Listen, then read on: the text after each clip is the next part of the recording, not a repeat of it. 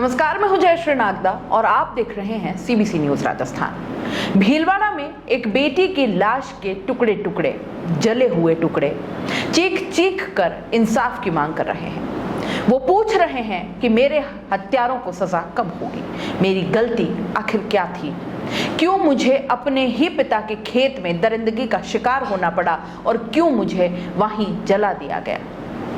14 साल की बेटी जब भी घर से बाहर जाती, माँ बाप साय की तरह साथ रहते थे। जरा सी नजरों से ओझल होती तो माँ बाप की बेचैनी बढ़ जाती। लेकिन बुधवार रात माँ बाप को वो दर्द झेलना पड़ा जो उन्होंने बुरे से बुरे सपने में भी शायद कभी नहीं सोचा होगा। जिसका एक आंसू दोनों कभी बर्दाश्त नहीं कर पाते थे, वो बेटी उनकी आंखों के सामने उन्हीं के खेत में बने कोयले की भट्टी में जल रही थी। बेबस पिता के आंसू रुक नहीं रहे तो माँ दहाड़े मार मार कर रोती हुई अपनी बेटी को बुलाती रही। दरिंदों ने पहले पिता के ही खेत में बने कोयले के भट्टे पर 14 साल के नाबालिग से गैंगरेप किया और उसके बाद उसे भट्टी में डालकर जला दिया। भीलवाड़ा के शाहपुरा के एक गांव में हुए इस गैंगरेप और हत्याकांड ने हर किसी को अंदर तक झंझोड़ के रख दिया है। जब गांव वालों और लोगों को इसकी जानकारी मिली तो पूरा समाज और ग्रामीण एकजुट हो गया और आरोपियों को फांसी देने की मांग करने लगे। इस जघन्य कांड में 5 लोग शामिल थे। गुरुवार को 4 आरोपियों को गिरफ्तार कर भी लिया गया और बाकी की तलाश की जा रही है। इधर थाने के बाहर पूरा गांव एकजुट होकर बैठा है। जहां इस वारदात को अंजाम दिया गया वह खेत पीड़िता के घर से 1.5 किलोमीटर दूर है। यहाँ पर कोयला बनाने के लिए 5 भट्टे हैं जिन्हें 2 साल से किराए पर चला जा रहा था। 4 महीने पहले ही खेत में ये भट्टे पीड़िता के पिता ने आरोपियों को किराए पर दिए थे।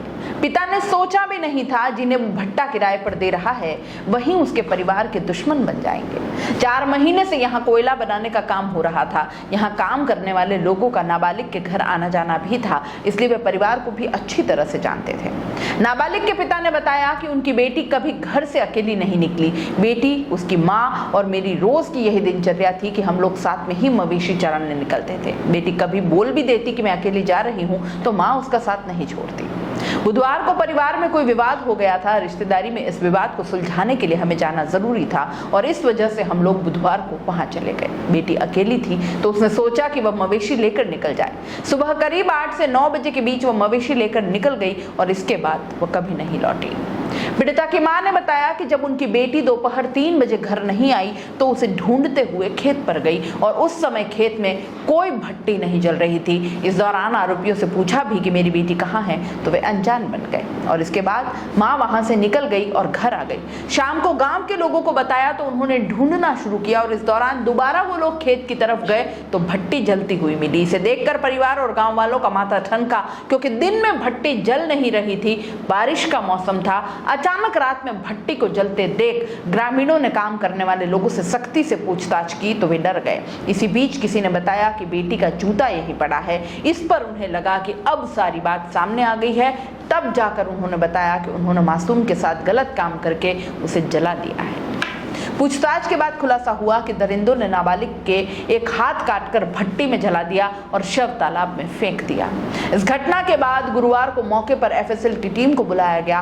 टीम के सदस्यों ने भट्टी से करीब 300 किलोग्राम से ज्यादा राख और कोयलों को बाहर निकाला। उसे छानने के बाद 6 घंटे तक एक कोयले को छांट कर नाबालिग के हाथ के कई टुकड़ों को ढूंढ कर बाहर निकाला गया।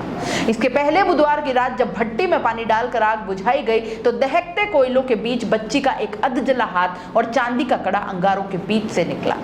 नाबालिग सुबह 8 से 9 बजे के बीच अपने घर से मवेशी लेकर खेत के लिए निकल गई थी। घर से नाबालिग का खेत 1.5 किलोमीटर दूर है, ये हम आपको पहले भी बता चुके हैं। आशंका जताई जा रही है कि सभी आरोपियों ने नाबालिग को खेत पर पहुंचते ही अपनी दरिंदगी का शिकार बना लिया था। घंटों तक उसके साथ रेप करने के बाद उसे मार डाला। बताया जा रहा है कि नाबालिग की उम्र 14 साल थी और वो 5वीं तक पढ़ी हुई थी। 1 साल पहले ही उसने अपनी पढ़ाई भी छोड़ दी, लेकिन 11 साल की उम्र में ही बाल विवाह हो गया था। नाबालिग का ससुराल उसी के गांव में है। नाबालिग की हत्या के बाद प्रशासन ने खेत में संचालित हो रही सभी 5 भट्टी भट्टियों को अवैध मानते हुए जेसीबी से तोड़ डाला है। सभी भट्टियों से निकाली गई राख और कोयले को पुलिस ने सुरक्षित रख लिया है।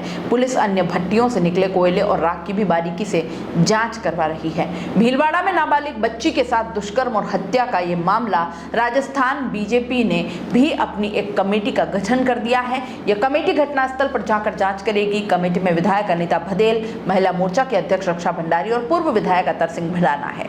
टीम के पहुंचने पर ग्रामीणों ने यह बताया कि आरोपी दोपहर में घर पर 2 बकरियों को भी बाइक पर छोड़ गए थे।